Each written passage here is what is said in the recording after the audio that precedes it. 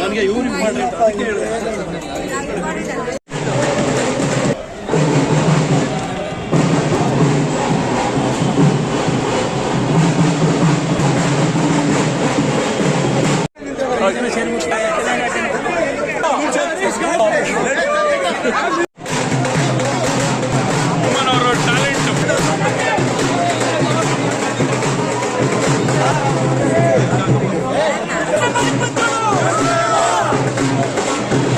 ಹೃದಯದ ಅಭಿನಂದನೆಗಳನ್ನು ಸಲ್ಲಿಸ್ತೇನೆ.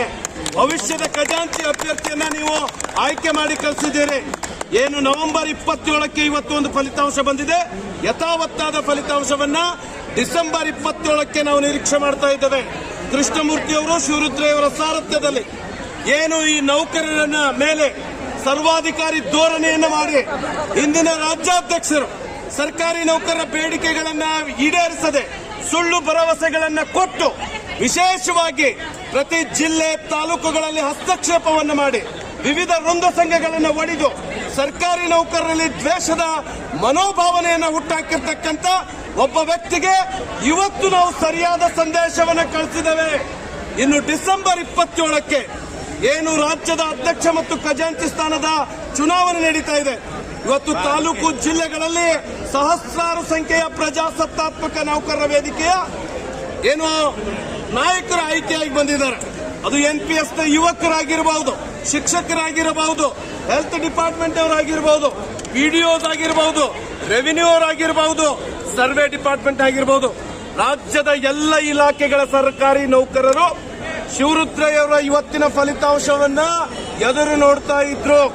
ಶಿವರುದ್ರಯ್ಯರವರಿಗೆ ಷಡ್ಯಂತ್ರದಿಂದ ಸೋಲಿಸಬೇಕು ಅಂತಕ್ಕಂಥ ಸರ್ವಾಧಿಕಾರಿಗೆ ತಕ್ಕ ಉತ್ತರವನ್ನ ಭೂಮಾಪಕನ ಇಲಾಖೆಯ ನೌಕರರು ಕೊಟ್ಟಿದ್ದಾರೆ. ಬಹುಶಃ ಎಲ್ಲ ತಾಲೂಕು ಜಿಲ್ಲೆಗಳಿಂದ ಕೂಡ ಸಹಸ್ರಾರು ಸಂಖ್ಯೆಯಲ್ಲಿ ಡಿಸೆಂಬರ್ 27ಕ್ಕೆ ಅವರನ್ನ ಸೋಲಿಸಿ ಮತ್ತೊಮ್ಮೆ ಸರ್ಕಾರಿ ನೌಕರರ ಸಂಘಟನೆಯಲ್ಲಿ ಪ್ರೀತಿ ವಿಶ್ವಾಸದಿಂದ ಹಿರಿಯರನ್ನ ಗೌರವಿಸುವ, ಕಿರಿಯರನ್ನ ಪ್ರೀತಿಯಿಂದ ನೋಡ್ಕೊಳ್ತಕ್ಕಂಥ ಸತ್ಸಂಪ್ರದಾಯ ಏನು 100 ವರ್ಷ ಇತಿಹಾಸ ಇರತಕ್ಕಂಥ ಇಂಥ ಭವ್ಯ ಸಂಘಟನೆಯಲ್ಲಿ ದ್ವೇಷ ಅಸೂಯೆ ಮತ್ಸರ ಇದೆ. ಅದನ್ನು ಹೊಡೆದೋಡಿಸಲಿಕ್ಕೆ ಡಿಸೆಂಬರ್ 27ಕ್ಕೆ ನಾನು ರಾಜ್ಯದ ಸಮಸ್ತ ಸರ್ಕಾರಿ ಚುನಾಯಿತ ನೌಕರ ಸಹೋದರ ಸಹೋದರರಲ್ಲಿ ವಿನಂತಿ ಮಾಡ್ಕೊಳ್ತೇನೆ. ಕೃಷ್ಣಮೂರ್ತಿ ಶಿವರುದ್ರ ತಂಡಕ್ಕೆ ಬೆಂಬಲಿಸಬೇಕು, ಇವರನ್ನು ಗೆಲ್ಲಿಸಬೇಕು. ಇವತ್ತು ಗೆಲ್ಲಿಸಿದಂತ ಎಲ್ಲ ನೌಕರಿಗೆ ಕೂಡ ಅನಂತ ಧನ್ಯವಾದಗಳನ್ನು ತಿಳಿಸ್ತೇನೆ. ನಮಸ್ಕಾರ. ಸರ್ವಾಧಿಕಾರಿ ಹಠಾವೋ!